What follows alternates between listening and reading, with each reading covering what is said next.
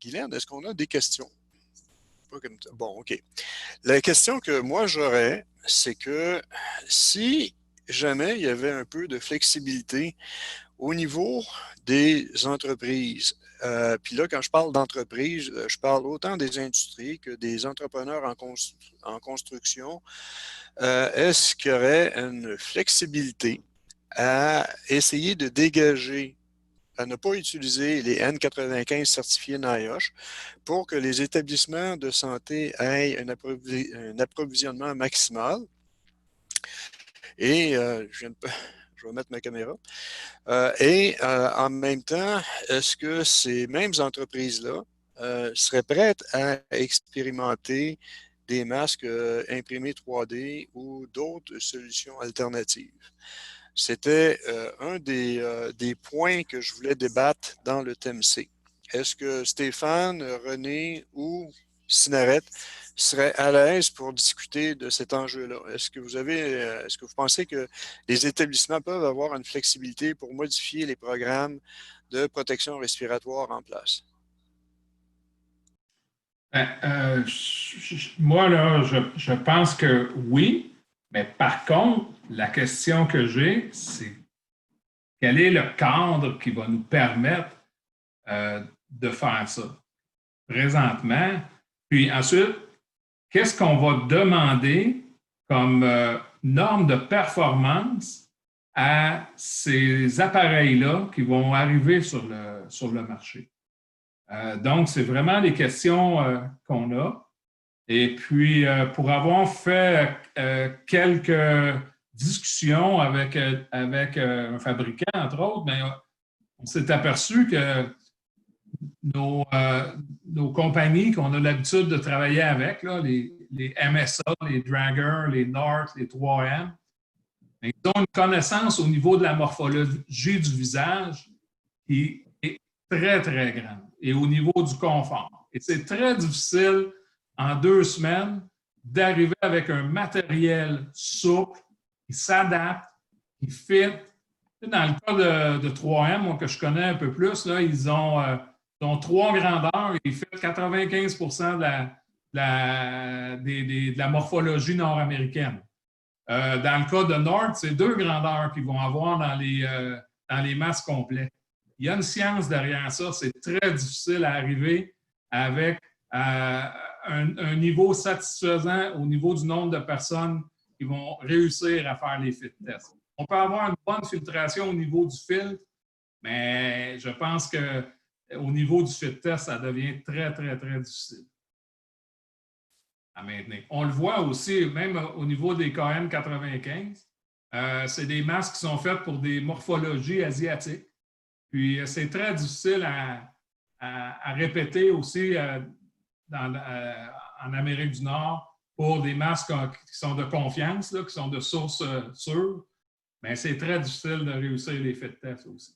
Moi, je trouve que c'est là la difficulté. Puis comment est-ce qu'on s'adapte à ça? Comment est-ce qu'on s'assure qu'on ne met pas en danger la santé de nos travailleurs à faire des essais-erreurs dans ce domaine-là?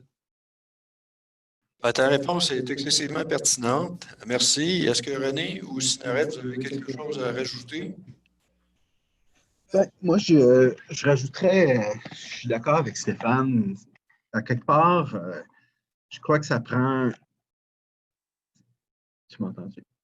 Oui. Ça prend des directives aussi gouvernementales, ça prend des gens, soit à l'IRSST, qui approuvent certains équipements parce que tu ne peux pas faire des expériences avec les travailleurs. Les travailleurs, nous, c'est important de leur offrir un équipement qui est éprouvé, approuvé et certifié. Donc, à partir du moment où on donne d'autres types d'équipements, on s'attend à ce que ces équipements-là aient fait l'objet d'une validation préliminaire. Alors, c'est dans cette optique-là. C'est sûr qu'il y a une ouverture à utiliser davantage et des nouveaux types d'équipements. Puis, on s'attend à ce que le marché évolue effectivement beaucoup, un peu comme tu expliquais dans le milieu hospitalier. Il y aura des changements sûrement très importants à venir dans les prochaines dans les prochaines semaines, prochains mois, avec des nouveaux produits, des PAPR, des masques élastomères qui vont se présenter.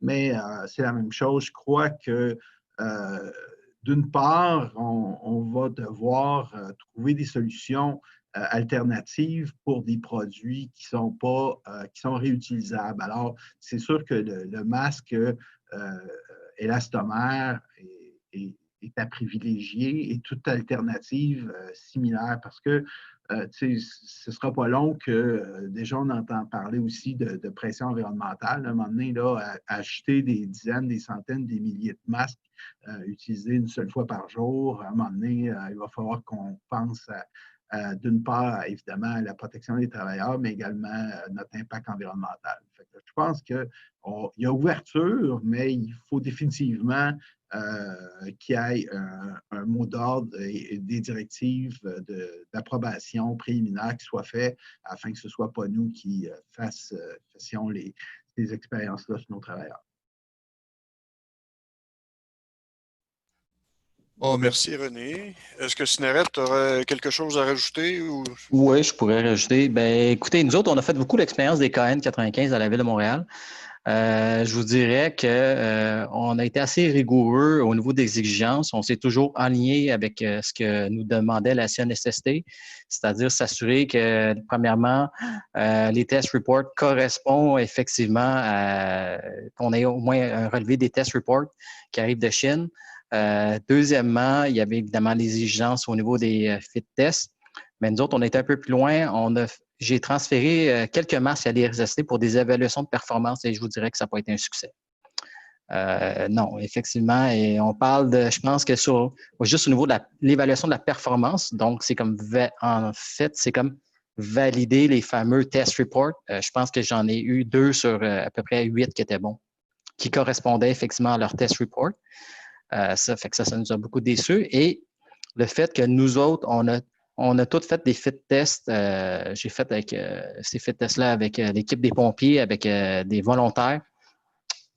Et moi-même, qui est asiatique, je me suis dit peut-être que les masques devraient me faire. Mais non, même moi, je ne passais même pas au niveau des fit tests.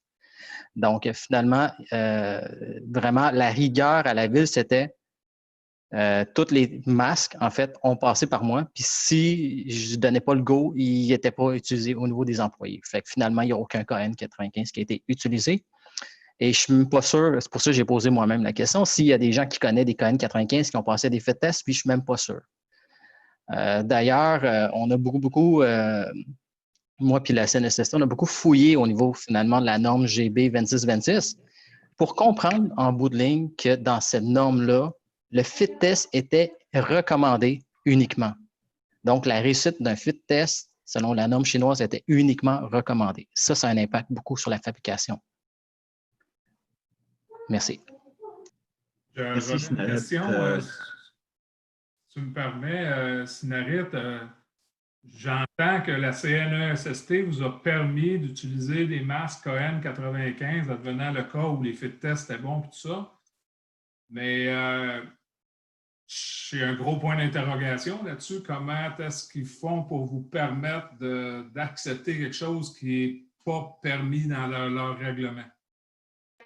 Je ne peux pas juste répondre, mais c'est ma question.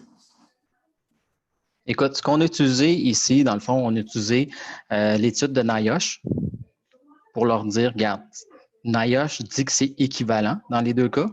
Le CDC aussi, je pense, l'a spécifié, faisait référence au niveau des études.